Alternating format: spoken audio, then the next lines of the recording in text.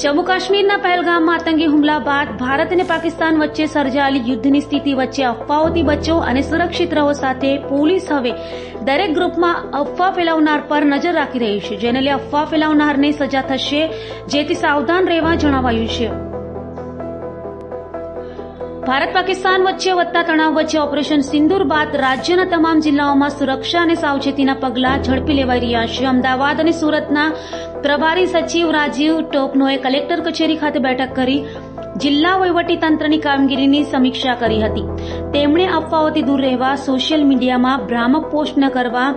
અને અધિકારીઓને કટોકટીમાં જરૂરિયાતમંદ સેવા ત્વરિત મળે તે માટે તંત્રને એલર્ટ રહેવાની સ્પષ્ટ સૂચનાઓ આપી છે।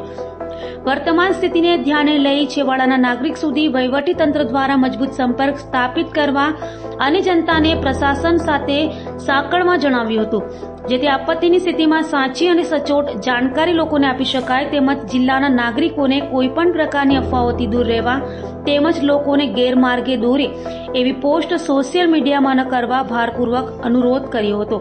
અને લોકોને જાગૃત અને સુરક્ષિત રાખવા તેમજ કટોકટીની પરિસ્થિતિમાં સુસજ્જ રહેવા જરૂરી માર્ગદર્શન આપ્યું હતું। ભારતના પહેલગામમાં જે નિર્દોષ લોકો ઉપર હત્યા થઈ એના અનુસંધાને ભારત સરકાર દ્વારા જે ઓપરેશન સિંદૂર હાથ ધરી અને જે કાર્યવાહી કરી રહેવામાં આવેલી હતી એના અનુસંધાને ઘણા બધા લોકો ખોટા અફવા કે મેસેજો સ્પ્રેડ કરતા હોય છે અને જેનામાં લોકોમાં આક્રોશ આવે કે ખોટી નિંદા થાય એને ખોટી માહિતી ફેલાવવા માટેના આ લોકો ઉપર સુરત પોલીસની ક્રાઇમ બ્રાન્ચ, સાયબર ક્રાઇમ અને અલગ અલગ એજન્સીઓ દ્વારા સતત વોચ રાખવામાં આવી છે। આવા ખોટી અફવાઓ કે ખોટા સમાચાર ફેલાવવા વિરુદ્ધ કડક કાર્યવાહી કરવા માટે અલગ અલગ બ્રાન્ચો દ્વારા કેસો પણ કરવામાં આવે છે। આજ સુરત ક્રાઇમ બ્રાન્ચની ટીમ દ્વારા એક અડાજણ વિસ્તારના સિલ્વર સ્પ્રિંગ ઓનરનું ગ્રુપ હતું, જેમાં ખોટી માહિતી અને અફવા ફેલાવતા એક વિડીયો અને મેસેજો પોસ્ટ થયા હતા કે